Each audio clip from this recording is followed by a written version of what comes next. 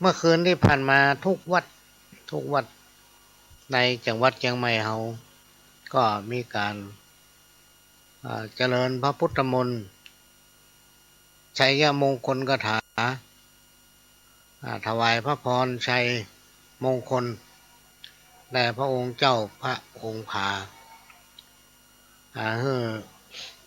มีสุขภาพแข็งแรงสมบูรณ์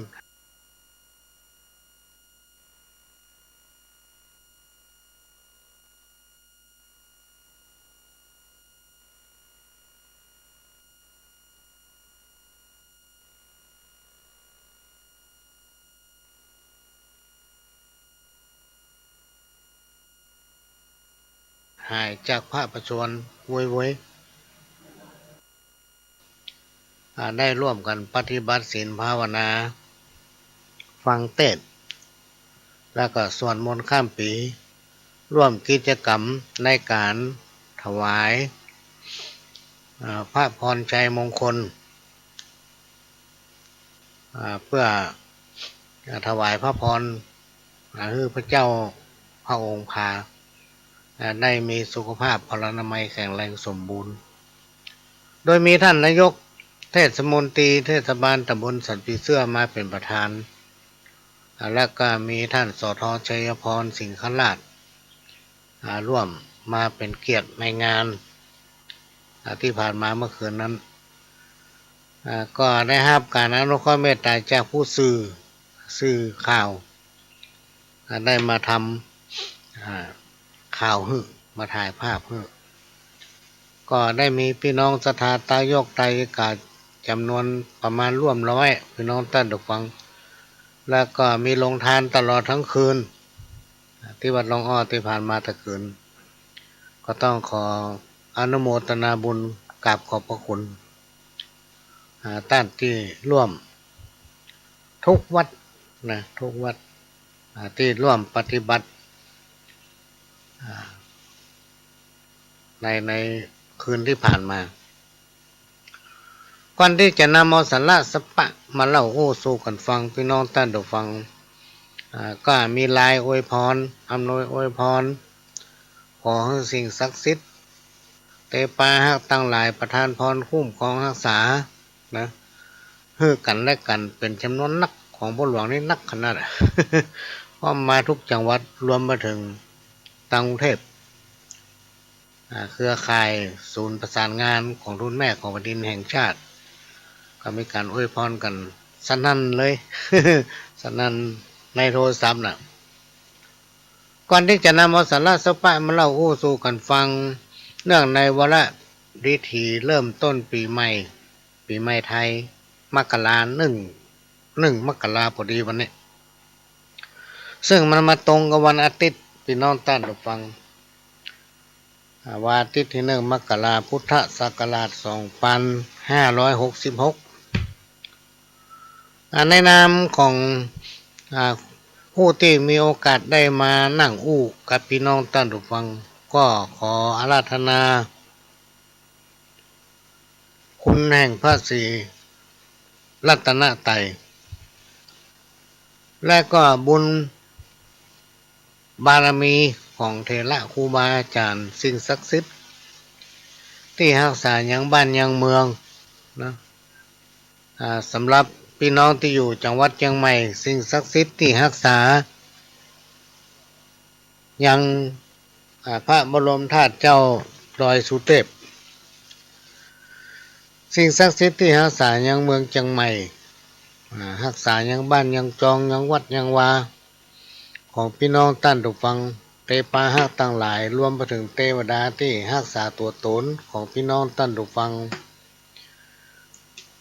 และก็สิ่งศักดิ์สิทธิ์ต่างหลายอันมีพระสยามเทวาธิราชและเตปาหักที่รักษายังสากลโลกจงได้โปรดอภิบาลประทานพร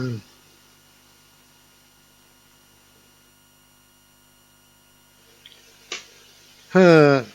พี่น้องท่านผู้ฟังให้พี่น้องคนบุญทั้งหลายพร้อมกับครอบครัวจงประสบแต่ความสุขความเจริญ มั่งมีมากมายเรือล้นร่ำรวยเหมือนกันทุกคนทุกท่านตลอดปีพุทธศักราช2566และก็ตลอดไปอันนี้ก็เป็นคำอวยพรจากกับผมพ่อหลวงสว่างธาตุอินจันทร์ประธานเครือข่ายกองทุนแม่ของแผ่นดินจังหวัดเชียงใหม่และ8จังหวัดภาคเหนือกึดใจได้ตะกี้เนี่ยก็มาเขียนเพราะว่ามีคำอวยพรมานักหนาป้าป้านพี่น้องท่านผู้ฟังก็ขอให้มีสุขภาพแข็งแรงสมบูรณ์เหมือนกันคู่คนเนอะพี่น้องท่านผู้ฟังสุขกายสุขใจกินข้าวลำนอนหลับการกินเนี่ยสำคัญพี่น้องท่านผู้ฟังถ้าเรากินข้าวบะลำสุขภาพก็อ่อนแอบะแข็งแรงนี้เป็นต้น เพราะว่าสุขภาพของคนเมืองเขาเนี่ยพี่น้องท่านผู้ฟังคนไทยเขาเนี่ยผู้โดยรวมมั่นใจเหมือนฝรั่งเนาะฝรั่งนี่เปิ้นเอาผักกาดต้นเดียวพี่น้องท่านผู้ฟังไปบดเอาใส่ขวดโหลแล้วก็บดเหมือนกับเขากินน้ำส้มคั้นน้ำส้มปั่นเนี่ยเต็มแก้วแล้วก็ดื่มพักบดสดอิ่มแล้วอ่ะ นี่อิ่มแล้วหรือมาอันก็เอาขนมปังมากินเฮียก้อนหนึ่งอิ่มละที่หน้าบ้านปลาหลวงนี่เป็นคนฝรั่งเพิ่นอยู่เยอรมันมาอยู่กับแฟนเพิ่นกินน้อยพี่น้องท่านผู้ฟังปลูกพักนี่เป็นฮอนแล้วก็ลกเอาน้อยเดียวประมาณกำน้อยเนี่ยเอาไปบดไปโม่กินอิ่มละเฮานี่ไม่อิ่มนะพี่น้องท่านผู้ฟังกินแล้วว่าโอ้เอาละลืนมาลงละกัดละอิ่มละแน่นท้องเลยกำเดียวกินทำละเนี่ยอิ่มก้ามาเจ้าสายมาจังน้อยเตี้ยงจะกินทำละอิ่มเมื่อเตี้ยงพอประมาณ4-5 โมงก็จะกินทำละ เนี่ยปากก็หูต้องมันอย่างหูนะไส้กับอันไปแจ้งใหญ่กินได้กินดีกินถึงวันที่หาปอกตันไปโดนตันดูฟัง อากาศเป็นพิษโควิดแพร่หลายเป็นอันตรายยากที่มันจังหายไปมันจะแฝงอยู่ทั่วไปหมดพี่น้องท่านผู้ฟังโดยเฉพาะช่วงเนี้ยเป็นช่วงที่มีการท่องเที่ยวคนมาเชียงใหม่เขานี่เป็นหมื่นนะพี่น้องท่านผู้ฟังต่อวันเนี่ยเป็นหมื่นลองสังเกตพอเถอะรถจะเต็มทุกถนนทุกเส้นทางนะส่วนมากจะเป็นรถต่างจังหวัดหมดเปิดเอารถมาคนเดียวกันมาเอวมาชมบรรยากาศเพราะว่าจังหวัดเชียงใหม่เขานั้นเป็นเมืองที่มีความอุดมสมบูรณ์รองจากกรุงเทพพูดถึงวิถีของชุมชนภาคเหนือของเขาเนี่ยพี่น้องท่านผู้ฟังที่ไหนก็ถึงสู้ไปได้บอกว่าเขาจะไปที่ไหนเนี่ยมันถึงสู้บ้านเขาไปได้สักทีพี่น้องท่านผู้ฟังมันมีความอุดมสมบูรณ์นะบอกว่าเขาจะขับรถจะขี่ล้างจะเตียวไปทางไหนเนี่ยมันมีความอุดมสมบูรณ์เต็มไปด้วยธรรมชาติป่าเขาลำเนาไผ่ต้นไม้มาก็เขาไปทางจังไห้นะพอตำด้อยตำภูเขาเนี่ยโอ้ยมันจุ่มตาม่อนอกม่อนใจอากาศมันดีแต่ในช่วงเนี้ยพี่น้องท่านต้องฟังข่าวพวกกระเตือนนะว่าระมัดระวังตัวเก่าเวลาไปที่ไหนคนหลายเนี่ยก็ใส่แมสปิดหูดังเหี้ยแม่มันจะอิดให้น้อยเนาะใส่แมสเนี่ยมันแจ้ธรรมดานะผ้าปิดหูดังเนี่ยพี่น้องท่านต้องฟังมันอิดหายใจมาคล่องฮ้อนหูดังฮ้อนหน้าฮ้อนตา ลำคาญเหมือนกันแต่ก็มีความจำเป็นที่ต้องป้องกันเพื่อกินข้าวนักเนอะพอน้อยพอนานปองไว้แม่เว้ยที่มีอายุนักไปนะ เวลาจะกินน้ำก็ให้กินน้ำอุ่นจะไปกินน้ำเย็นอย่างละอ่อนพยายามพักผ่อนถ้าใครนอนก็ให้นอนถ้าใครรับก็ให้รับอยากกินหยังก็เสาะมากินครูบาอาจารย์เป็นบอกบางทีธาตุมันต้องการที่เขานึกอยากอันนั้นอันนี้เนี่ยพี่น้องท่านผู้ฟังเขาใจหูภายในลึกๆของมันธาตุมันต้องการคนเฮาเนี่ยจะอยู่ด้วยปัจจัยอยู่4ประการพี่น้องท่านผู้ฟังปัจจัยภายในร่างของเขาเนี่ยคือดินน้ำแล้วก็ลมแล้วก็ไฟนะถ้าเขากินข้าวลำนอนรับกินข้าวลำนอนรับอยากยังก็ต้องมากินออกกำลังเมื่อเช้านะตื่นมาก็ออกกำลังยกซ้ายยกขวาเนี่ยในบ้านก็ได้ออกมาตั้งนอกหน้าบ้านก็ได้พี่น้องท่านผู้ฟังมันจะทำให้สุขภาพเราแข็งแรงสมบูรณ์โดยเฉพาะการออกกำลังที่มันได้เหงื่ออาจจะลกหญ้าได้หญ้าเที่ยวของหัวทำความสะอาดกระหล่างกลางขว้างเนี่ยพี่น้องท่านผู้ฟังถ้าบ้านเราแค่ปุ้นไปกวดวัด บ้านเราแค่ไปกวดวัด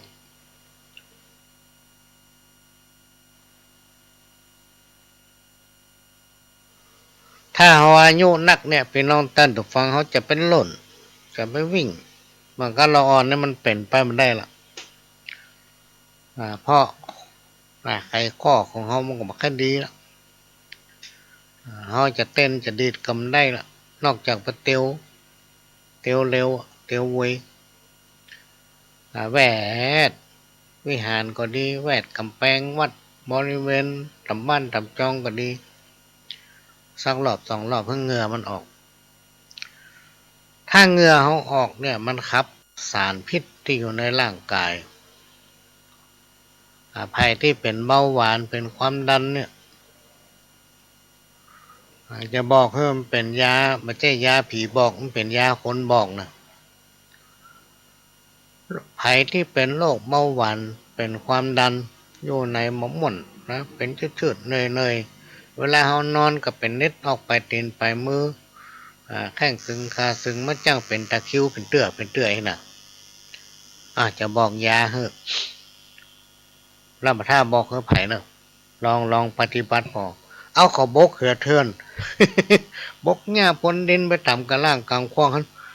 ถ้ามีตีนะเริ่มอ่านท่าตีไผ่มีกับว่าขอเพี้ยวเฮ้เปิ้นเหือมันออกเบาหวานมันกลัวเขาบกพี่น้องต้านถูกฟังยาปากใดก็สู้ขอบกได้บกนินพวนหญ้าถางหญ้าได้หญ้าสปะที่เขาสามารถทำได้แต่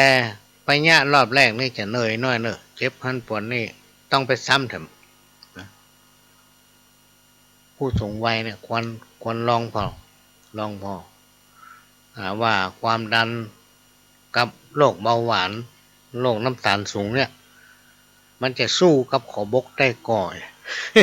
ปวดหลวงลองพอแล้วมันเข้าท่าเนอะพี่น้องท่านฟังลองพอเนอะลองพอวันนี้เป็นวันเริ่มต้นของปีพ.ศ. 2566โอ้วันนี้กรรมอวยพรนักหนาป้าป้านพี่น้องท่านฟังนี่ส่งมาประยุทธ์มันย่างน่ะตั้งแต่เที่ยงคืนตะคืนละตะคืนนี่ก็ไปร่วมพิธี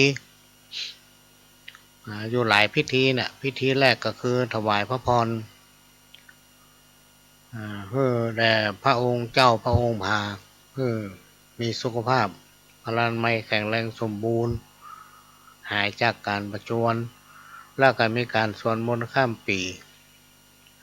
กลับบ้านพอประมาณสัก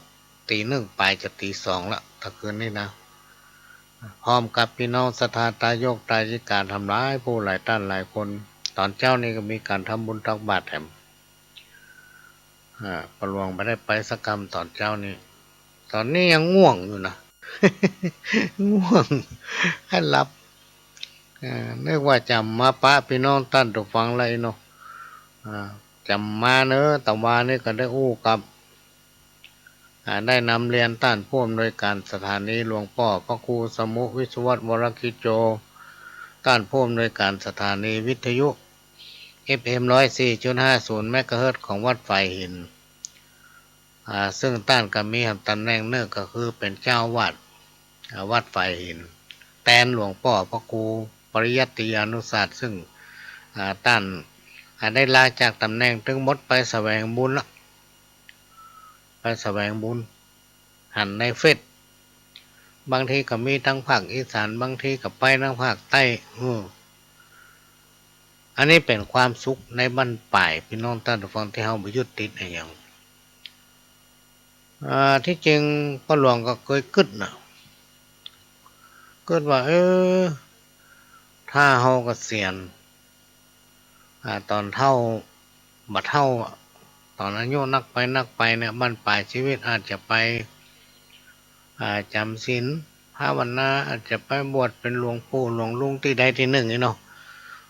ตั้งหันก็ว่ามาตั้งเพศก็ว่าไปตั้งเพศบ่ฮู้จะไปอยู่ที่ไหนพี่น้องท่านผู้ฟังก็เลยอยู่บ้านนะอยู่บ้านถ้านาบุญมีถึงได้บวชบ้านปลายชีวิตการบวชเป็นพระเป็นเณรเนี่ยบ่ใช่ธรรมดานะพี่น้องท่านผู้ฟังบ่ใช่ไผก็ไปบวชได้นะถ้าคนบ่มีบุญเนี่ยบ่ใช่ไปอยู่ได้นะพี่น้องท่านผู้ฟังวัดหรือว่าสำนักปฏิบัติอะไรอย่างต่างๆเนี่ยที่เฮาหันถึงวันเนี่ยห่มตุ้มผ้าเหลืองก็ดีห่มขาวก็ดีเป็นชีก็ดีเป็นพราหมณ์ก็ดีอย่างหมู่เนี้ยถ้าคนที่มีบุญบารมีมีพรสวรรค์เนี่ยจะไปอยู่ได้นะพี่น้องท่านผู้ฟังบางผู้บางท่านนี่ฮู้เต้าบ่ถึงการว่าเพิ่นไปเลยกรรมโบราณคนเฒ่าคนแก่เพิ่นว่าบดีดาจีติพราหมณ์บดีดาจีติพราหมณ์บดีเหล่าขวัญผู้มีศีลมีธรรมขนาดเฮายังไปอยู่บ่ได้เฮายังไปอยู่บ่ได้แล้วไปว่าเพิ่นการที่ว่าอย่างไผน่ะต้องพอตัวเก่าในยุคปัจจุบันเนี่ยพี่น้องท่านผู้ฟังสังคมต้องการคนดีมันดีอย่างใดนอกจากดีทางด้านการปฏิบัติก็คือการทำความดีงามมาทำให้ตัวเก่าเนี่ยเป็นพิษเป็นภัยกับไผ่นะอยู่ไปตามหน้าที่ทำไปตามหน้าที่เป็นต้นว่าเขาเป็นแม่บ้านก็ทำหน้าที่ของแม่บ้านเขาเป็นพ่อบ้านก็ทำหน้าที่ของพ่อบ้านตึงผัวตึงเมียก็ทำหน้าที่ของผัวของเมียถ้าเป็นพ่อเป็นแม่ก็ทำหน้าที่ของพ่อของแม่ที่ดีของลูกเป็นลูกก็ทำตัวให้ดีเป็นลูกที่ดีของพ่อของแม่ถ้าต่างคนต่างทำตามหน้าที่พี่น้องท่านผู้ฟังปัญหาถึงบักเกิดปัญหาที่มันเกิดถึงวันเนี่ยเพราะคนเราใจวิชาความรู้เนี่ยใจความสามารถใจจิตสำนึกของตนเองเนี่ยคิดแล้วก็มาห้ำหันกันมาลงรอยกันทะเลาะเบาแวงออกความคิดเห็นไปในทางตรงกันข้ามแต่ละคนที่มีปัญหาเนี่ยพี่น้องท่านผู้ฟังลองติดตามข่าวเพราะว่าอย่างเพราะเป็นคนที่ครูบาอาจารย์เพิ่นเคยกล่าวไว้ก็คือน้ำเต็มแก้วไม่ยอมกันและในยุคปัจจุบันเนี่ยแต่คืนได้นั่งอู้กับท่านผู้ฮู้คนหนึ่งเป็นอุบาสิกาว่าถ้าเฮามาช่วยกันรณรงค์เอาศีลธรรมคุณธรรมจริยธรรมอันเป็นคำสอนในทางพุทธศาสนาเนี่ยพี่น้องท่านผู้ฟังเข้าสังคมชุมชนหมู่บ้านเนี่ยนอกจากเข้าสังคมชุมชนหมู่บ้านเนี่ยก็ให้มันเข้าถึงจิตถึงใจคนนะพยายามน้อมนำเอาธรรมะเข้าสู่จิตสู่ใจเขาให้ได้ถ้าฟังบ่ได้มันก็ฟังหูซ้ายแล้วไปออกหูขวามันมาเกิดประโยชน์ เหมือนกับกรรมหนึ่งที่เพิ่นว่าทำใดๆก็ไร้ค่ามันจะสอนดีและก็จ้างแล้วมันจะมีข้อปฏิบัติที่ถ้าภายนำปฏิบัติแล้วโอ้จะมีความเจริญรุ่งเรืองแต่ว่าธรรมนั้นคนมานำปฏิบัติมันก็เกิดประโยชน์เพราะฉะนั้นพี่น้องท่านผู้ฟังในฐานะที่เราเป็นชาวพุทธมีพระแก้วเจ้าตังสามประการที่เราห้องกันว่าพระรัตนตรัยพระรัตนตรัยมีบุญบารมีของเถระครูบาอาจารย์ควงแก้วตังสางวัดวาอารามบ้านทุกบ้านเมืองทุกเมืองจะมีสิ่งศักดิ์สิทธิ์คุ้มของรักษาเปิ้นห้องว่าเสื้อเมืองเสื้อบ้านรวมไปถึงวัดก็คือเสื้อวัดเตปาตั้งหลายเหล่านี้นอกจากจะรักษาบ้านรักษาเมืองแล้วก็ยังมามีผีบ้านผีเรือนทำผีปูญ่าทำผีมดผีแมงสปะสะเป็ดที่เป็นของดีที่เฮาเชื่อถือกันซื้อตามกันมาเปิ้นห้องว่าเป็นประเพณีเป็นฮีดเป็นห้อยที่ปู่ย่าตายายเฮาปฏิบัติสืบตามกันมาจนทำให้มีความเจริญรุ่งเรืองพี่น้องท่านผู้ฟังโดยเฉพาะเจ้าเหนือล้านนาวเนี่ยความรุ่งเรืองที่ไหนถึงบ่เต้าอันอย่างทั้งหลายเราเนี่ยพี่น้องท่านผู้ฟังเมื่อเฮาฮู้เฮาก็ต้องทอดทายเพื่อกับลูกกับหลานให้เขาได้ฮู้นะในยุคปัจจุบันเนี่ยเราจะต้องมีการส่งเสริมคนดีที่มีน้ำใจคนดีที่มีความเอื้อเฟื้อคนดีที่มีจิตใจสูงนะก็ลองสังเกตผลถ้าภัยจิตใจต่ำภัยจิตใจสูงนี่นะพี่น้องท่านผู้ฟังครูบาอาจารย์ของพระหลวงนี่เพิ่นอู้ว่าถ้าใครฮู้จักไผเข้าหาคนนั้นถ้าเขาเข้าหาได้คุกคีกับเปิ้นเขาจะฮู้อุปนิสัยของเปิ้นแล้วจะฮู้ถึงจิตใจของเปิ้นพี่น้องท่านผู้ฟังอันอย่างหลายๆอย่างที่มีรอบตัวตนของเฮาเนี่ยมันบ่ใจของเฮาทุกอย่างมันบ่จีรังยั่งยืนซักอย่างพี่น้องท่านผู้ฟังแม้แต่ตัวร่างกายของเฮายังบ่ใจของเฮาเลยนะยังบ่ใจของเฮาเลยคำที่เป็นสัจจะก็คือความจริงคำว่าความจริงคือสิ่งที่มันบ่ตายมันจะอยู่คู่กับโลกของคนเฮาเนี่ยสิ่งที่มันจะต้องตายสิ่งที่มันจะต้องแตกสลายและจากโลกใบนี้ไปก็คือคนเฮาทุกคนจะต้องเวียนว่ายตายเกิดพี่น้องท่านผู้ฟังเกิดแล้วก็ตายแล้วก็มาเกิดแต่ว่าในยุคเนี่ยมันจะเกิดได้ทำคอ จะไปเกิดที่ไหนเพราะฉะนั้นในโอกาสที่เขาเกิดมาเป็นคนพี่น้องท่านผู้ฟังก็พยายามสั่งสมสร้างความดีงามไว้นะสร้างความดีงามไว้เพราะการเกิดมาเป็นคนมนุษย์นั้นมันยากแม้แต่เตปาหักตั้งหลายเนี่ยที่ปรารถนาจะมาเกิดในโลกมนุษย์ยังหาที่เกิดมาได้เลย มันหาที่เกิดยากพี่น้องท่านผู้ฟังเพราะฉะนั้นเฮาเนี่ยมีบุญนักที่สุดละมีบุญนักที่สุด ที่ได้เกิดมาเป็นคนเฮาก็ทำความดีสร้างสมบูรณ์เพื่อบุญที่ชาติแล้วน่ะมันจะมาหอดมาถึงเฮาทุกคนมีบุญหมดพี่น้องท่านผู้ฟังบุญที่เฮาสั่งสมไว้ที่ชาติแล้วน่ะมันมาถึงเฮาเพราะหยังเพราะเฮาบ่สั่งสมบุญเฮาบ่ทำความดีงาม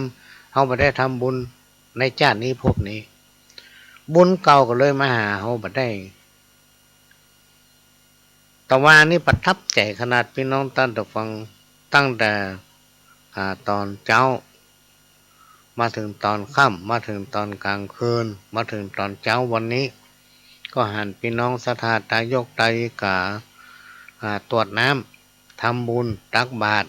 นะอุทิศผลบุญราศีอันเกิดแก่ของตาลตั้งหลายบอกว่าจะเป็นน้ำหยาดก็ดีอย่างก็ดีที่ ที่ได้ร่วมกันปฏิบัติเพื่อแก่ญาติกาพี่น้องวงวานลูกเต้าเราหลานหญิงใจที่ถึงแก่มรณกรรมไปแล้วแม้นว่าจิตวิญญาณตั้งหลายเหล่านั้นมาบ่ได้ไปอยู่ที่ไกลไปเอี่ยวไปเที่ยวนะหรือว่าไปติดข้องไปหลงข้องข้างอยู่ในอบายภูมินะไปอยู่ตัดที่ไหนที่ใกล้ที่ไกลไม่สามารถที่มาได้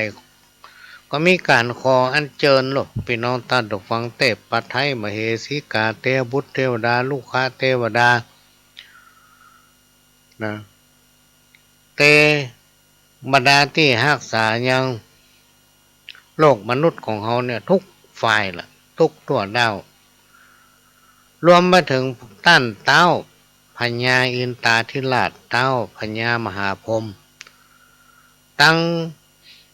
กุมพันตัวทุกดาวจตุโลกเต้าตั้งสี่องค์การบอกว่าท่านผู้มีฤทธิ์อันสถิตอยู่ใต้บาดาลนางนาถไทยธรณีและไอส่วนตั้งสลีคุตตะมาเทพพระเจ้าตนรักษายังบ้านเมืองเมืองฝ่ายนาตีนั่นน้ำทุกเถินถ้ำกุงหาลูกค้าเทวดาพระพัตตามนมูอันสถิตอยู่บนวิมานกลางหาวนักคัตฤกษ์ดวงดาวเจ้าน้อยใหญ่อันเจิญมาหมดโลกพี่น้องตาดุฟังเพื่อมาเป็นสักขีพยานนำเอาสิ่งของที่เฮาตานตั้งหลายเหล่านี้ไปถึงแก่เทพบุตรเทวดาเทพาหักอันรักษาบ้านรักษาเรือนรักษาล้านก้าพอก็ดูแลรักษาตัวเฮาจิตวิญญาณตั้งหลายที่สามารถมาฮับของกินของทานที่เฮาตั้งใจทานตั้งตะว่าหรือว่าเจ้าวันนี้หรือวันใดก็แล้วแต่มาบ่ได้ขออัญเชิญธรณีเจ้าตี้โลกพี่น้องท่านฟังรักษาของทานตั้งหลายเหล่านั้นไว้ถ้ามีโอกาสสิ่งศักดิ์สิทธิ์บอกว่าจะเป็นลูกค้าเทวดาอากาสะเทวดาเทพาหักตั้งหลายนะสิ่งศักดิ์สิทธิ์ตั้งหลายเนี่ยจุ่งนำเอาข่าวสารหรือของตาลนั่นไปสู่จิตวิญญาณที่เขาตาลถึงเปิ้นเพื่อเขาได้พ้นจากที่ร้ายโคตรไข้ไปสู่ที่ดีแม่นบุญราศีอันนี้ไปหอดไปถึงมายามเจ้าคือกลายเป็นข้าวง่ายไปหอดมายามขวายคือกลายเป็นแผ่นเสื้อแผ่นผ้าถ้าไปรอดเมื่อโลนปุ่นล่าคือกลายเป็นเรือสำเภาลำงามวิเศษนำเอาจิตวิญญาณเขาตั้งหลายเหล่านั้นขี่ข้ามเขตสงสารเพื่อได้ถึงพระนิพพานเวียงแก้วพี่น้องตาทุกฟังเพราะฉะนั้นการที่เราอยู่เป็นคนอยู่ในเมืองคนเนี่ยพี่น้องตาทุกฟังสิ่งที่เราจะละลืมบ่ได้ก็คือการทำบุญนอกจากจะเพื่อแผ่ไปถึงสรรพสิ่งทั้งหลายพี่น้องที่ฟังที่กล่าวมาแล้วเนี่ยบุญตั้งหลายเหล่านั้นจะปิกมาหาเฮานะพี่น้องท่านทุกคนจะปิกมาหาเฮาบุญตั้งหลายเหล่านั้นที่เฮาทำไปเนี่ยมันมาหายไปไหนเมื่อมันปิกมาถึงเฮามันก็จะไปเชื่อมเอาบุญเก่าตั้งแต่อดีตชาติที่เฮาทำไว้เพื่อให้วิถีชีวิตของเฮาประสบความเจริญรุ่งเรืองบางคนถามว่าโอ้ข้าเจ้าทำบุญทำขนาดยังเก่า โอ้ทำแต่ทำว่าไปที่ไหนก็ไปทำบุญก็ยังเก่ามันมีอย่างดีขึ้นเพราะอย่างพี่น้องท่านผู้ฟังครูบาอาจารย์เพิ่นเก่ามันอาจจะทำบุญบ่ถูกที่กะหรือมาทำบรรทุกตามเจตนาหรือตามคำพูดคนเฮาเนี่ยมันจะต้องมีสัจจะนะพี่น้องท่านผู้ฟังต้องมีสัจจะ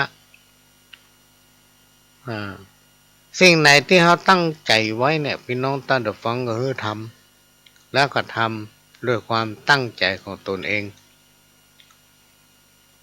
สิ่งที่เขามุ่งมาดปรารถนานั้นจักสำเร็จได้จักสำเร็จได้อันนี้ก็เป็นสิ่งที่นำมาฝากในรายการวันนี้ เป็นวันเริ่มต้นวันอาทิตย์ที่1 มกราคมพุทธศักราช2566 2566อายุของเขาผ่านไปทำปีละพี่น้องท่านผู้ฟังปีแล้วนี่ดูมันเป็นปีเสือกะประเด็นนี้ย่างจะเข้าสู่ปีกระต่ายก็เดือนเมษาเนี่ยอายุเขาผ่านมาปีละวันเวลามันวุยพี่น้องท่านผู้ฟังในถึงวันเนี่ยมันวุยกับม่อมแม่ประเดี๋ยวนี้บ่ายโมงไปละ บ่ายโมงไปละก็ได้จะค่ำผมละกล้ากินข้าวตอนตะกี้เนี่ยก็ได้ดีกินข้าวแรงทำไร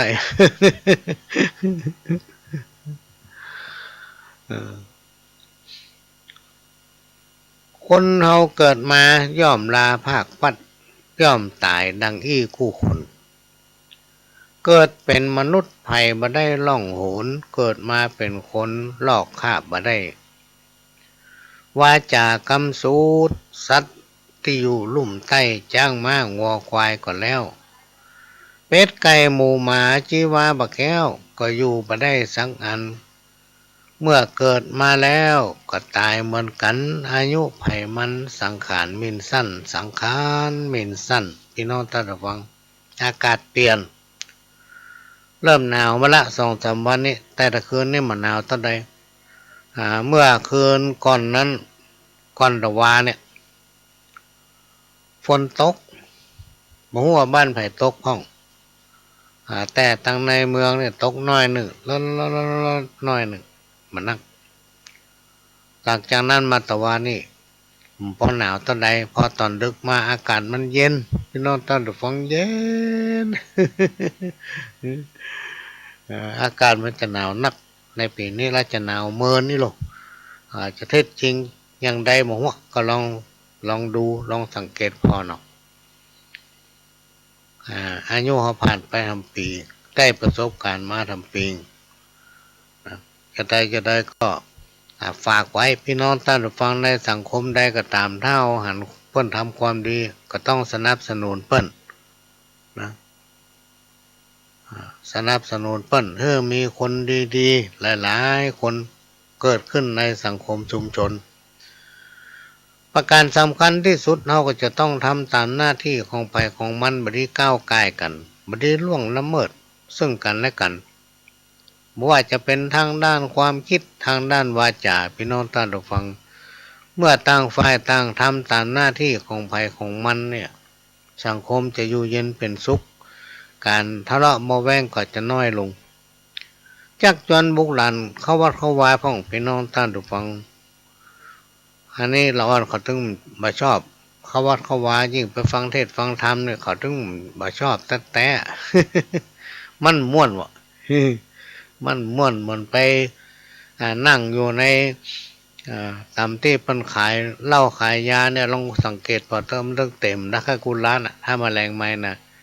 โอ้พอได้ที่ได้ตาแล้วตีกระลกเคาะกะลาห้องเพลงกะสนันปั่นปืนเนี่ยแต่ถ้าไปวัดนี่ไปฟังเทศจิตใจเขาจะงามพี่น้องท่านฟังลองสังเกตพอคนไหนที่จิตใจเป็นศีลเป็นธรรมมีคุณธรรมจริยธรรมเนี่ยมีความรู้ต่างด้านพระธรรมจิตใจเปิ้นจะงามหน้าตาเปิ้นก็จะชุ่มเย็นดูน้ำม่วนได้โอ้ตัวแล้วก็ม่วนอกม่วนใจนะลองพอเถอะพี่น้องท่านผู้ฟังคนไหนที่จิตใจมันเป็นจริงเป็นธรรมนี่พอหน้าตามันถึงแห้งเนี่ย หน้าตามาบักกี้มีสง่าราศีอันยังต่างๆเนี่ยพี่น้องท่านผู้ฟังมันอยู่ในตัวของเฮานี่หมดอันเปิ้นจะไปบอกว่าสัตว์มนุษย์เนี่ยเป็นสัตว์ประเภทหนึ่งที่มีความอุดมสมบูรณ์มีสติปัญญามีตีนมีมือมีความคิดนะสามารถจะเฮียนหู้อย่างก็ได้จะทำบุญจะสร้างบุญกุศลเพื่อเสริมบารมีเสริมดวงชะตาของตนเองทำได้พี่น้องท่านผู้ฟัง ตามในตำนานที่เปิ่นกล่าวยังเทพบุตรเทวดาเนี่ยเพิ่นไข่ลงมาเกิดในโลกมนุษย์ไข่มาเป็นคนอย่างเฮาเนี่ยเพราะอย่างมันทำความดีได้มันทำบุญได้ เพื่อจะมาเสริมเพิ่มเติมอย่างเฮาเป็นเทวดาเนาะเขามาโอ้ฟังอยู่ชั้นหนึ่งก็ดีถ้ามาทำเกิดเป็นมนุษย์ทำบุญเพิ่มไปเรื่อยๆตายไปก็ได้เกิดไปอยู่ชั้นที่สองชั้นที่สามชั้นที่สี่ชั้นที่ห้าไปเรื่อยๆมาตึงบัดตกอับคนดีนี่ตกน้ำบ่ไหลตกไฟบ่ไหม้พี่น้องตาดูฟังอันนี้จากประสบการณ์จากการได้ยินได้ฟังก็มาผสมประสานกันแล้วก็มาโอ้มาเล่าให้ฟังพี่น้องตาดูฟังก็เดี๋ยวจะให้พี่น้องตาดูฟังได้ฟังเทปเก่าสักกำเนอะเทปนี้มันเมามาแล้วนะพี่น้องตาดูฟังก็ยังจำไม่ได้ว่ามันเมินมามกใดล่ะ ตั้งแต่ปี2500น่าจะเป็น54-55เนี่ยออกรายการแรกๆก็เลยจะขอพักสักกำอู้ไปขั้นรับเนี่ยพี่น้องท่านผู้ฟังเงาจะรับในเป็นกำเป็นกำฟังเทปเก่าสักแป๊บหนึ่งพักสักกำเนอะ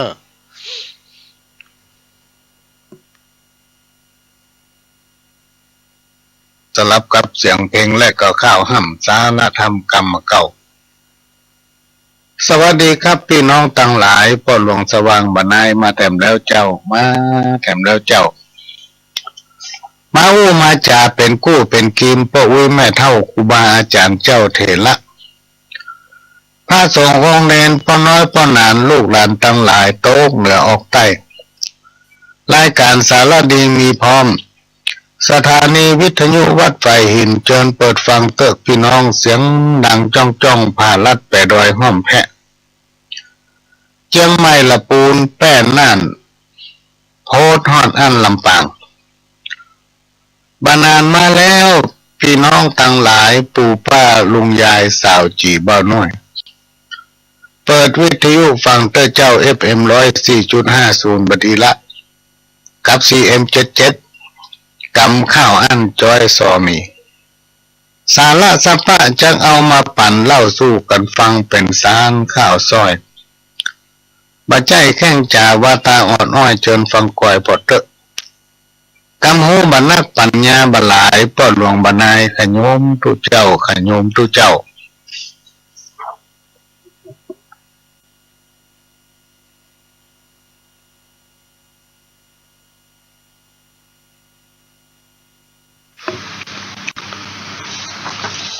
วันนี้ก็ได้มาพบปะกันทำเป็นประจำทุกวันอาทิตย์ถ้าบ่มีการถ่ายทอดวันนี้ที่วัดฝ่ายหินก็มีกิจกรรมการจัด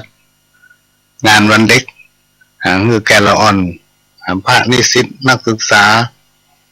ซึ่งเป็นละอ่อนที่บวชเฮียนก็เฮียนตั้งแต่ระดับประถม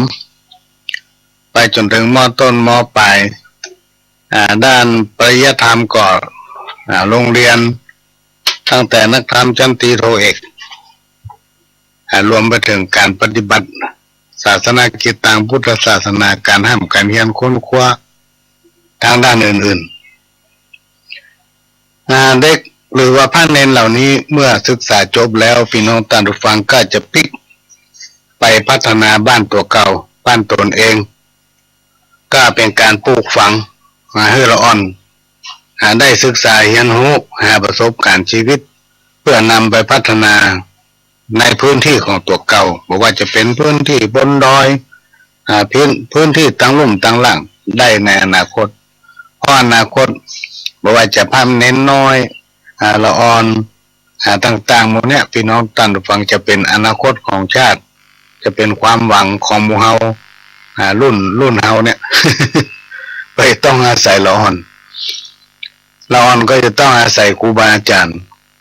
อาศัยประสบการณ์อาศัยพ่อแม่พี่น้องญาติธรรมทั้งหลาย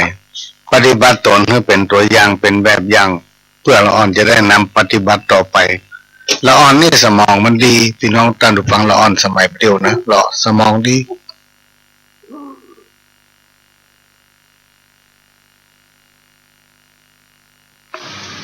ก็เหมือนกับเขาสมัยก่อนเขาเป็นละอ่อนเนี่ยพี่น้องตอนฟังไปเนี่ยอย่างที่ไหนว่าอย่าง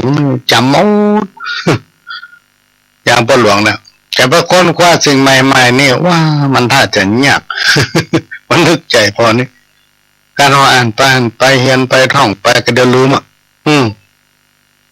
แล้วไปนึกถึงความหลังเนี่ยสมัยต้องดาวน้อยมาจนถึงปัจจุบันเนี่ยก็เลยถึงวันนี้ก็เลยนำเอาประสบการณ์ชีวิตตั้งแต่เกิดมาจนถึงปัจจุบันเนี่ยมาเล่าสู้กันฟังเป็นจำนวนนักถ้าถึง100%นี่มีเป็น80%บ่ ว่าสิ่งใหม่ๆเขาสามารถที่ค้นคว้าได้เขาตันละอ่อนละเพราะนั้นเราต้องปลูกฝังคือตอนละอ่อนตั้งหลายนี่มีการเรียนรู้ก็เป็นการสืบทอดเจตนาของปู่ย่าตายายหรือว่า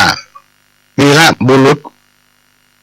นี่เป็นผู้บุกเบิกหรอกพี่น้องท่านฟังทั้งหลาย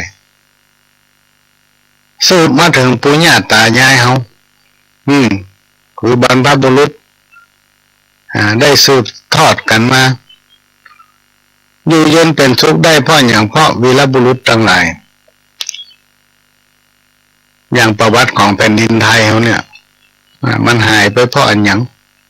ที่มันได้คืนมาเพราะอันหยังปกป้องไว้เพราะอันหยังก็เพราะหมู่เฮาทั้งหลายเพราะนั้นเฮาก็ต้องชื่นชมตัวเองให้เกียรติตัวเองเพื่อความสำคัญของตัวเองให้ความสำคัญค่าของการเป็นคนไทยได้อยู่ผืนแผ่นดินไทยเพราะว่าแผ่นดินไทยนั้นสมัยตะก่อนพี่น้องท่านผู้ฟังมันหลากหลายคำว่าหลากหลายนี่คือมันมีหลายวัฒนธรรมของชนเผ่าต่างๆแล้วก็ขยายมาถึงศาสนาต่างๆแต่ทุกศาสนาล้วนแล้วแต่สอนให้คนเป็นคนดีเป็นคนดีของพ่อของแม่เป็นคนดีของครอบครัวเป็นคนดีของวงตระกูลเป็นคนดีของบ้านของเมืองนี่สมัยก่อนเพื่อนจะสั่งสอนให้ทุกคนเป็นคนดีในโอกาสที่เกิดมาเป็นคนก็ต้องรู้จักค่าของความเป็นคนไหนเขาก็เกิดมาทางด้านพระพุทธศาสนาของเขานั้นครูบาอาจารย์เพิ่นเคยรณรงค์แล้วก็สั่งสอนมาจนถึงปัจจุบันเนี่ยก็มีการซูมฮีดตามห้อยรณรงค์กันเรื่อยๆเพื่อจะจันลงไว้ซึ่งพระพุทธศาสนาการที่เราเกิดมาเป็นคนได้พบปะพระพุทธศาสนานั้นถือว่าล้ำเลิศเป็นชีวิตที่มีคุณค่าเป็นอเนกอนันต์ที่เราได้เกิดมาพบปะพระพุทธศาสนาถึงแม้ว่าเราจะเกิดจ้ามาหลายพันปีซึ่งก็มีพระเถระครูบาอาจารย์พระสงฆ์องค์เน้นนักบวชทั้งหลายที่สืบทอดเจตนาอันเป็นน้ำธรรมคำสอนบอกว่าจะเป็นตัวคอมตัวบาลีตัวสันสกฤตอะไรอย่างสเปดเอามาแปลเป็นภาษาไทยแล้วก็เอามาแปล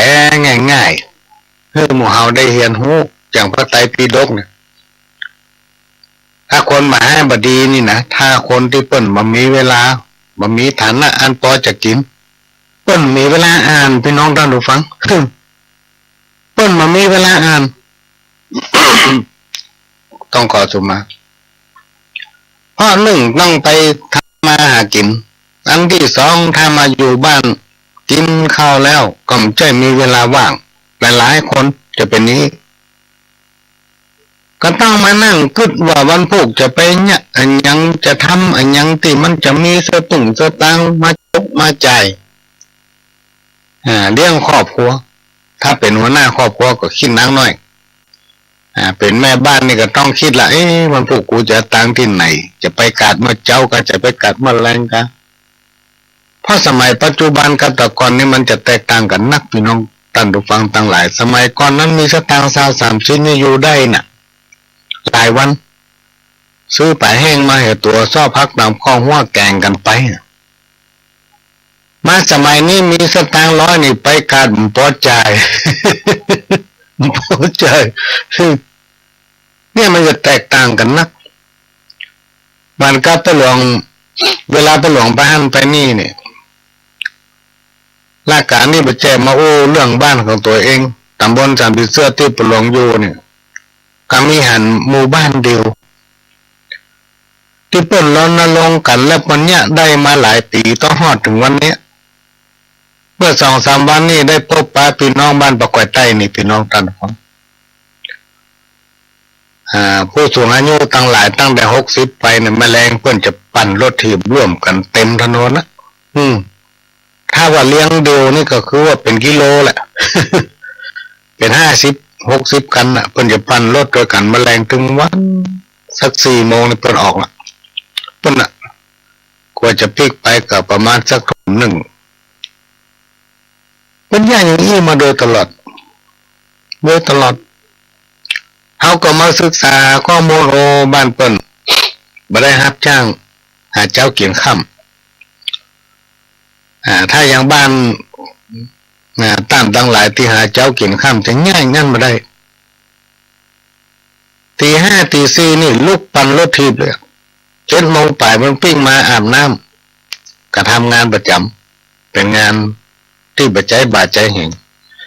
เอาลองไปบกดินบุญหญ้าประหับจ้างหญ้าส่วนประหับจ้างแปลงเฮือนห้ามเหมาแปลงปลูกกาดมันเป็นง่ายงั้นได้เลยเพราะนั้นฐานะเขามันต่างกันพี่น้องท่านผู้ฟังเพราะฉะนั้นครูบาอาจารย์ท่านผู้รู้ต่างหลายก็เลยนำเอาพระไตรปิฎกที่มันเป็นบาลีเนี่ยที่มันเข้าใจยากเนี่ยเอามาแปลมาอ่านเพื่อให้พี่น้องทั่วไปฟังและเข้าใจง่ายสมัยปัจจุบันเนี่ยเขาจะต้องเอาสิ่งที่เข้าใจง่ายๆอู้แล้วฟังรู้เรื่องเลยนะมาอู้เพราะถ้าเขาอู้ยาวเป็นน้องตั้นเราฟังเยอะอยู่ฮั่น ฟัง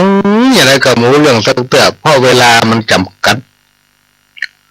บางคนมีเวลาฟังวิทยุด้วยซ้ำใจโทรศัพท์เนี่ยเอาใส่หูฟังก็ฟังอย่างนั้นเปิดฟังอย่างนั้นเนี่ยมีหลายคนฟังทางหูฟังทางโทรศัพท์ขายครัวไปตัวฟังไปตัวบางทีก็โดนลูกค้าที่มาซื้อของเอ็กเข้าใจพ้องอันนี้อันก็ได้เพราะหูก้อยมันได้ยินมันมาฟังอยู่เนี่ยถึงขนาดนั้นเลยพี่น้องท่านฟังขนาดเวลาทำมากินน่ะต้องเปิดวิทยุทางโทรศัพท์แล้วก็เอาหูฟังเข้าไปเสียบฟังขามือกันแยกกันไปหลายคนแบบนี้แล้วมีทำลายคนที่เอาวิทยุไปห้อยตำปลาพริกห้อยตำส่วนพริกเก็บพริกไปก็ฟังไปไม่พอเถอะถ้าส่วนพริกส่วนหอมที่ไหนมีรักนักนะมีขอยนะเปิ้นโบราณเปิ้นจะว่าหรอกเล็กกดนี่เปิ้นเอาไว้ทำขอไม้ก้นเนี่ยไม้ทิมเป็นแง่มเนี่ยเปิ้นเอาไว้ทำขอพอแล้วกลางต้งกลางหน้าส่วนพริกที่ไหนถ้ามีไม้แง่มเสียบนี่นะน่าเป็นลักวิทยุ กันเตียวมาถึงดังกลางฮอนค้อนละบอไปติ้วเอาวิทยุมาไว้กลางฮอนเก็บพริกเก็บโลกหอมไปเลยสุดหอมก็ฮอนก็ไปไว้หัวฮอนบนธรรมะติ้วบนตากแดดอยู่นั่นนะ นี่พูดถึงเวลาของคนทั่วไปมันบ่เท่ากันพื้นฐานของคนก็ไม่เท่ากันพื้นฐานการศึกษาของคนก็ไม่เท่ากันเพราะฉะนั้นวิธีที่เราจะให้สังคมอยู่เย็นเป็นสุขนั้นมันเป็นข้อคิดที่จะมอบให้พี่น้องท่านผู้ฟังต่างหลายฟังเราต้องยอมรับข้อคิดเห็นต้องยอมรับความคิดของคนอื่นพ้องที่สังคมมันปนปี้นางนี่เพราะอย่างพ่อเขาไม่ยอมรับกันบ่ยอมรับความจริงบ่ยอมรับ ความคิดเห็นของคนอื่นเอาขี้ข้างเขาสีเปิ้นว่าอู้อย่างนี้มันไม่รู้เรื่องก็อู้อยู่เนี่ยอย่างนั้นน่ะมันมาเข้าท่าก็เนี่ยอยู่เนี่ยมันถึงบ่เจริญทุกอย่างเอาต้องให้โอกาสกันคนหนึ่งหู้อย่างคนหนึ่งหู้อย่างเอามาเปาะผสมประสานกันเป็นการบูรณาการคนฟังคนปฏิบัติก็ง่ายนั่งฟังกันเดียวก็หู้เรื่องอย่างนี้เป็นต้นอันนี้เป็นข้อคิดอย่างวันเด็กเนี่ยนอกจากเขาจะมอบสิ่งของให้รางวัลเป็นขวัญน้ำใจแก่ละอ่อนเนี่ยเขามีอย่างที่มอบให้เขาแถมก็คือความดีทั้งหลายเนี่ยเขาเป็นพ่อเป็นแม่เขาเป็นผู้รักผู้ใหญ่เขาก็ต้องมอบสิ่งดีๆคือการกระทำเมื่อปีที่ผ่านมาบอกว่ากันไปทำพลาดเผลอไปก็แล้วไปในปีใหม่เนี่ยเขาก็ต้องตั้งต้นในฐานะที่เขาเป็นผู้ใหญ่ปรับปรุงตัวเองเพื่อให้เป็นตัวอย่างแก่ละอ่อนอันนี้คือของขวัญที่เขาจะมอบเพื่อละอ่อนพี่น้องด้านดูฟังนอกจากมีข้าวต้มขนมมีของเล่นของฝากแล้วมอบคุณงามความดีที่ตัวเองมีให้กับเขาเพื่อเขาจะได้นำไปเป็นตัวอย่างนำปฏิบัติสืบต่อกันไปเป็นการเผยแพร่ความดีงามให้กับอนุชนสิ่งไหนที่มาเข้าใจเนี่ยซ้อหาศึกษาให้รู้แล้วก็มาสอนละอ่อนถ้าเอามาทำกันอย่างนี้พี่น้องท่านผู้ฟังทำกรรมนี่เป็นละบุญละไหว ละบุญละไหวคืออย่างเพราะมันในสังคมชุมชนนั้นหลายๆเผ่าพันธุ์มาอยู่ด้วยกันลองสังเกตก็หลายๆสถาบันเนี่ยหลายๆโรงเรียนเนี่ยพี่น้องท่านผู้ฟังมั่นใจมีก้าคนเมืองเขาลูกคนไทยก็มีฝรั่งก็มีพี่น้องเจ้าเขาก็มีพี่น้องต่างด้าวก็มีหลากหลายประเทศมาอยู่รวมกันอยู่ในโรงเรียนเดียวกันเขาจะต้องปลูกฝังสิ่งที่ดีงามอันเป็นประเพณีวัฒนธรรมและหัวใจของเจ้าพุทธหัวใจของเจ้าเหนือเจ้าคนเมืองล้านนาเนี่ยก็คือพระพุทธศาสนาที่ปู่ย่าเขาเป็นถือขนาดว่าจะเข้าวัดเนี่ยทอดเกิบไว้ประตูวัดมันนะแล้วถึงอย่าเตียวเข้าวัดเตียวตีนเปล่าอยู่ในวัดเวลาออกไปกับว่าชุบเกิบตั้งนอกอันเนี้ยปู่ย่าตายายเขาเพิ่นเพื่อเกียรติตัวเก่าเพื่อการเคารพสิ่งที่เราตั้งหลายสักการะถึงวันนี้กวางแก้วตั้งสามก็คือวัดเนี่ยพูดง่ายๆภาษาเจ้าบ้านปู่ย่าตายายเขาบันถือเพราะนั้นเราก็ต้องถือแม้นว่าสมัยปัจจุบันจะทำอย่างปู่ย่าตายายบ่ได้ก็ต้องนำเอาสิ่งที่เขาทำได้มาอวดให้ลูกให้หลานฟังเขาจะต้องปลูกฝังสิ่งตั้งหลายเหล่านี้ตั้งแต่เวลาเนี้ยเป็นต้นไปศาสนาเชื่อจัดได้ก็ตามมาเฮียนในสถานศึกษาบอกว่าจะระดับประถมระดับไหนก็แล้วแต่ก็ต้องทำตามวัฒนธรรมประเพณีเขาคืออยู่บ้านไหนเอาไฟบ้านหั่นอยู่บ้านไหนก็ต้องเอาไฟบ้านหั่นก่อนจะเข้าเรียนหนังสือก็ต้องมีการไหว้พระสวดมนต์อย่างนี้เป็นต้นถ้าเอาประยุทธ์เอาธรรมะเป็นหลักเนี่ยพี่น้องท่านผู้ฟังประยุทธ์เอาศีลธรรมมาเข้ามาสถานที่ต่างๆในสังคมชุมชนก็ดีในสังคมการงานในสังคมธุรกิจในสังคมสปะเอามานำเอาหลักธรรมอันเป็นคำสั่งสอนของพุทธองค์หรือองค์สัมมาสัมพุทธเจ้านี่มาเป็นสิ่งยึดเหนี่ยวจิตใจมาเป็นของฝากมาแทรก ในกิจกรรมกิจการงานนั้นๆในที่สุดมันก็จะสูญหายไปกำน้อยมันก็หลายๆคนที่เพิ่งเป็นห่วงตอนเนี้ยพระพุทธศาสนาเขานั้นมันจะเสื่อมว่ากันมาเมินตั้งแต่พระหลวงเป็นละอ่อนก็เกิดได้ยินออเนอร์ละอ่อนสูอย่าคนเฮาศาสนาพุทธของเฮาจะเสื่อมปี2500เนาะเสื่อมไปกำหน่อยแล้วไผจะมาอยู่วัดมาอุ้ยเนาะ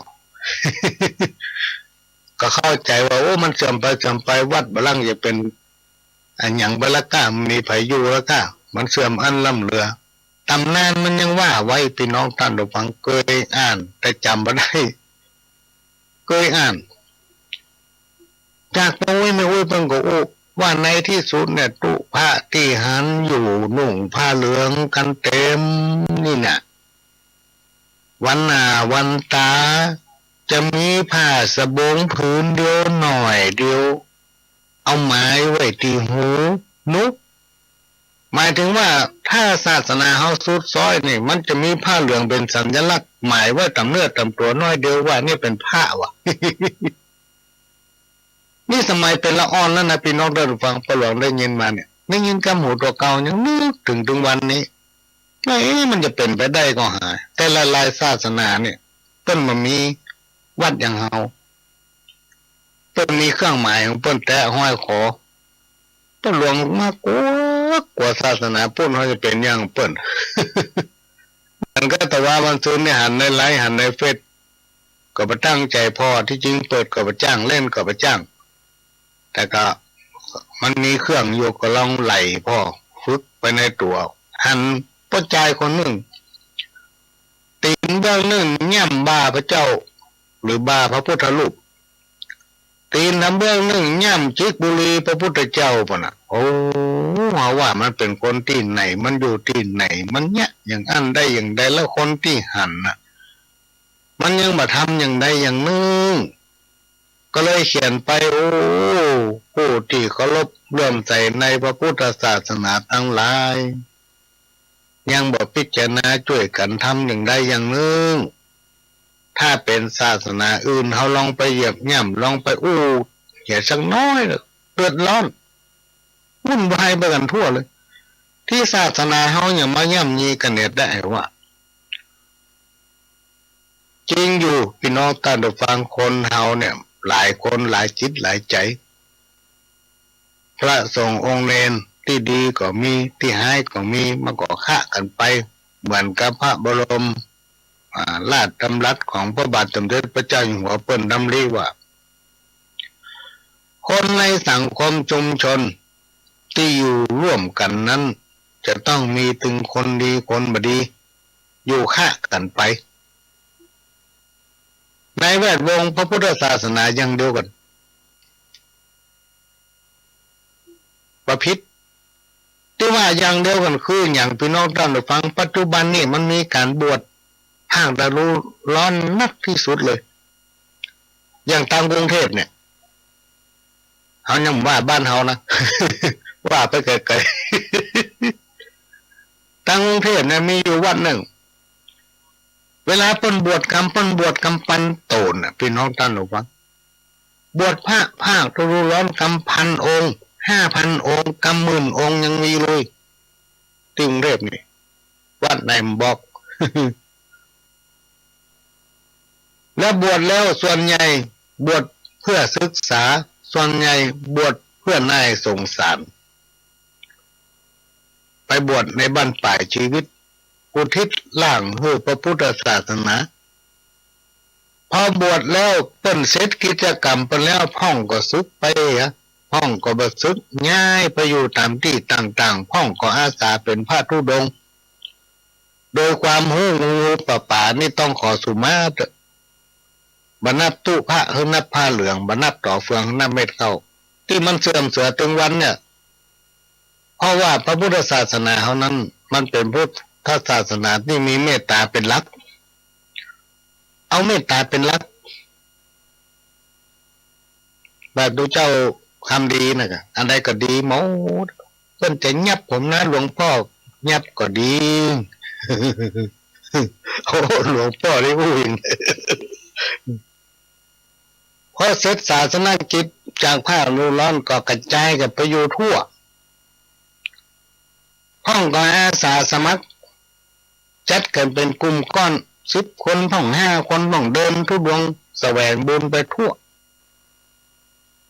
โดยมันมีพื้นฐานด้านการศึกษาพระธรรมวินัยพี่น้องตาดุฟังที่มันมีผลเสียตึงวันเนี่ยคืออันเนี้ยแล้วเราจะไปเหมาว่าพระสงฆ์องค์เจ้าตึงหมดบัดดีนี่มันถูกต้องอันนี้ประหลวงเถียงไปปะที่ไหนก็เถียงศาสนาก็จ้างเวลาเขาไปหันไปนี่ได้ยินไปว่าเขาตึงเถียงละเพราะคนกลุ่มที่บวชพระฤดูร้อนเป็นปันโตนเนี่ยเวลาบวชแล้วบัดซึกเนี่ยอาสาไปหันไปนี่ก็กลุ่มกันเดินทุดงโดยตัวเองมันมีพื้นฐานทางด้านธรรมะไม่ได้ศึกษาพระธรรมวินัยมื้อนี้มักจะทำมือเสียพออยู่ไปในกินข้าวนอนรับกินข้าวนอนรับกินข้าวนอนรับมันทำให้เกิดกิเลสเกิดตัณหามื้อนี้ทำมือเสียส่วนดีๆเงียบนักพระเถระครูบาอาจารย์ซึ่งกระถูกคนว่าคือเวลาประหลวงป้าประหลวงจะเถียงแตนละในฐานะที่เขาเคยอยู่ในสถาบันผ้าเหลืองต้นไม่ได้มีเวลามาสนใจอย่างอี้หรอกพี่น้องท่านฟังพระผู้ใหญ่เนี่ยประหลวงเคย นึกน้อยใจหลวงพ่อโทรหาก็มาได้ฮับไปหาก็บ่ปะแถมไปมาได้ก็บ่ปะกลัวเขาจะบุญจากสันพิเสื้อไปวัดพระสิงห์นี่ มันเมินเนี่ยเวลาเขาไปธุระอันนี้เขาจะแวบไปมาถึงป้าเนี่ยถ้าบลูกเจ้ามืดไปนะ ภารกิจเป็นนักพี่น้องท่านผู้ฟังโดยเฉพาะวัดพระสิงห์เนี่ยหลวงพ่อท่านเจ้าคุณพระราชสิงหวรมุนีเจ้าวาดวัดพระสิงห์เนี่ยตอนนี้เป็นรองเจ้าหน้าจังหวัดเชียงใหม่ภารกิจท่านนักเอามามองหันชนน้อยๆเฉพาะอำเภอเมืองพระกงใหญ่ๆซ้ำไปใหญ่เลย ปัจจุบันเนี่ยพระเถระครูบาอาจารย์เนี่ยยันใหญ่จันอำเภอเนี่ยต้องไปประชุมกรุงเทพ อาจารย์เจ้าคุณเนี่ยต้องไปประชุมกรุงเทพพระราชาคณะอันเท่งนิ่งเลยต้องเดินขึ้นลงระหว่างกรุงเทพเชียงใหม่นอกจากจะกิจของพี่น้องศรัทธาสาธุชนศรัทธาพุทธบริษัทกิจของตัวเก่ากิจของตั้งสงฆ์มันนักหนาปาปั้นเพราะนั้นเรื่องอย่างนี้เราต้องช่วยกันดูแลช่วยกันสอดส่องบ่สิ่งเหล่านี้มันเกิดขึ้นในสังคมบ้านเฮาบ่มันมีภาพพจน์ที่บดีเกิดขึ้นในพระพุทธศาสนาเราจะต้องช่วยกันหลายๆฝ่ายเพื่อสืบอายุของพระพุทธศาสนาไว้เท่ากับชีวิตของเฮาของลูกของหลานสืบต่อกันไปและทำอันหนึ่งสมัยปัจจุบันเนี่ยเป็นน้องตาหรือฟังบ่มีละอ่อนวัดน้อยนักที่วัดจะมีขยมเพราะว่าขยมก็ต้องเรียนหนังสือเนาะเราต้องไปเรียนหนังสือบางคนนี่เปิ้นเอาลูกไปอยู่วัดก็มีคนไปตำนี้มึงเอาลูกมึงไปอยู่อันยังวัดท่านน่ะ เอาตัวไปส่งนี่เนาะ ว่าคือกันที่จริงถ้าเราคิดพี่น้องท่านผู้ฟังลองพิจารณาเป็นลึกๆในสังคมชุมชนไหนก็แล้วแต่ถ้ามีผู้ที่เคยบวชเฮียนนักอยู่ในหมู่บ้านเนี่ยบ้านนั่นจะดีเพราะมีคนที่เคยศึกษาพระธรรมวินัยเรื่องอย่างมาห้ามดีมันก็หู้หมดใครหู้ยังก็ถามป้าน้อยใครหู้ยังก็ถามป้าหนานเนี่ย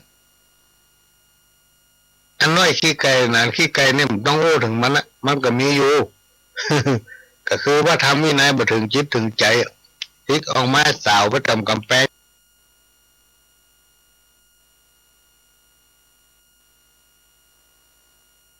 น่ะ อย่างเป็นว่า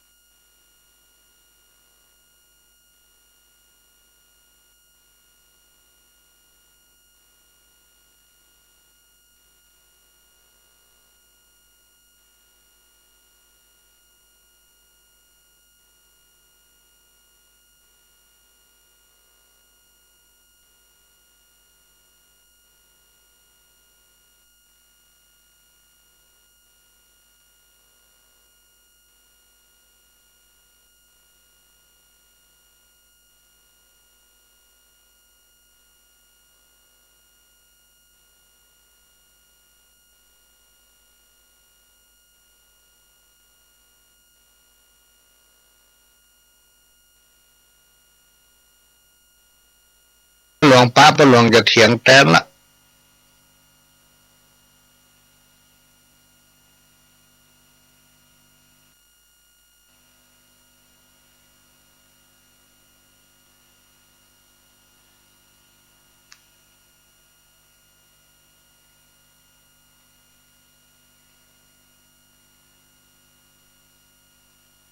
ในฐานะที่เขาเคยอยู่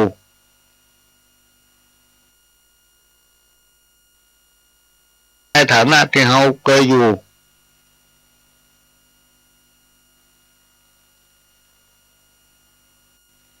ในสถาบันผ้าเหลือง ต้นไม่ได้มีเวลามาสนใจอย่างอี้หรอกนึกน้อยใจ หลวงป่อ โทรหาก็มาได้ครับไปหาก็บ่ปะแถมไปมาได้ก็บ่ปะกลัวเขาจะบุญจากสันพิเสื้อไปวัดพระสิงห์นี่ มันเมินอยู่เวลาเขาไปธุระอันนี้เขาจะแวะไปมาถึงป้าเนี่ยถ้าบลูกเจ้ามืดไปนะ ภารกิจเป็นนักพี่น้องท่านผู้ฟังโดยเฉพาะวัดพระสิงห์เนี่ยหลวงพ่อมามองหันชนน้อยๆอ่ะเฉพาะอำเภอเมืองละโกงใหญ่ๆซ้ำไปใหญ่เลย ปัจจุบันเนี่ยพระเถระครูบาอาจารย์เนี่ยยันใหญ่จันอำเภอเนี่ยต้องไปประชุมกรุงเทพ อาจารย์เจ้าคุณเนี่ยต้องไปประชุมกรุงเทพพระราชาคณะอันเท่งนิ่งเลยต้องเดินขึ้นลงระหว่างกรุงเทพเชียงใหม่นอกจากจะกิจของพี่น้องศรัทธาสาธุชนศรัทธาพุทธบริษัทกิจของตัวเก่ากิจของตั้งสงฆ์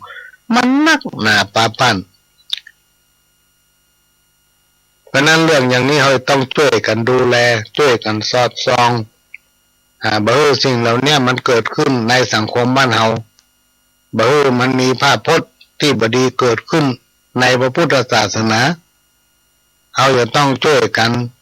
หลายๆฝ่าย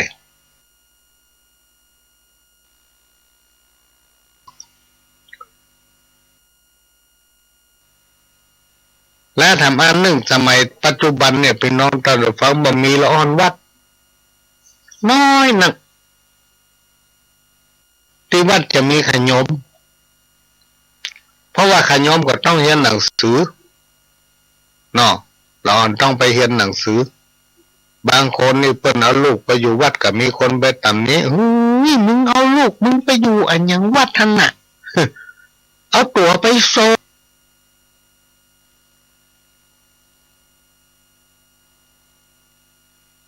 นี่เนาะ ว่าคือกันที่จริงถ้าเราคิดพี่น้องท่านผู้ฟังลองพิจารณาเป็นลึกๆในสังคมชุมชนไหนก็แล้วแต่ถ้ามีผู้ที่เคยบวชเฮียนนักอยู่ในหมู่บ้านเนี่ยบ้านนั่นจะดีเพราะมีคนที่เคยศึกษาพระธรรมวินัยเรื่องอย่างมาห้ามดีมันก็หู้หมดใครหู้ยังก็ถามปะน้อยใครหู้ยังก็ถามปะหนานเนี่ยอันน้อยขี้ไก่หนานขี้ไก่เนี่ยมันต้องรู้ถึงมันละมันก็มีอยู่ ก็คือว่าทำวินัยบ่ถึงจิตถึงใจทิกออกมาสาวประจำกำแพงน่ะ อย่างเพลงว่าตะเกียขนาดมันเหม็นเอามือปิดหูดังกินกันอยู่ ของมันเหม็นอันนี้ก็เป็นเรื่องราวที่เล่าสู่กันฟังพี่น้องได้ฟังก็ทุกคนก็มีสติปัญญา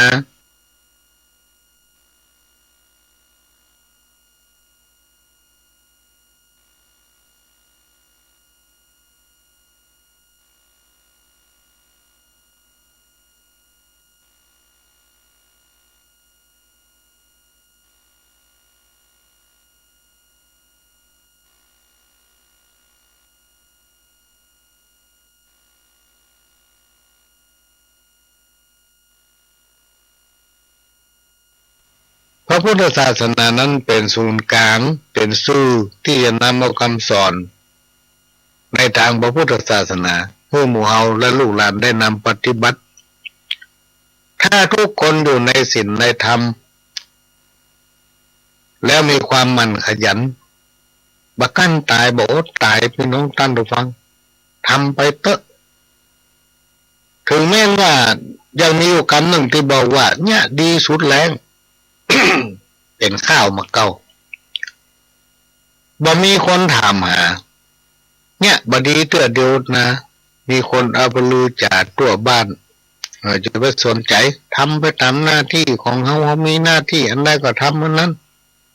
โดยเฉพาะหัวใจของคนทั้งหลายนี่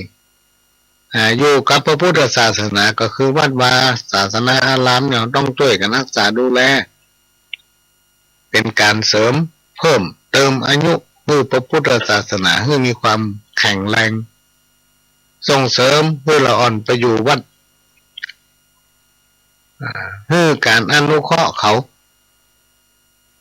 อย่างพระน้อยขโยมเนี่ยต้องให้ความสำคัญเท้ามือความสำคัญทำกรรมก็มีดูเจ้าทำละเพราะว่าพระน้อยจะต้องมาจากขโยมลูกถ้ามีขโยมก็มีพระน้อย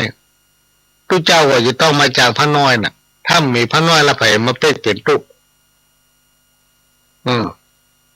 เอาไปมองข้ามความปลอดภัยไปส่งคนไปวัดไปสนับสนุนคนที่เปิ้นอยู่วัดแล้วในที่สุดเขาจะพบปะกับตุลุงตุปู่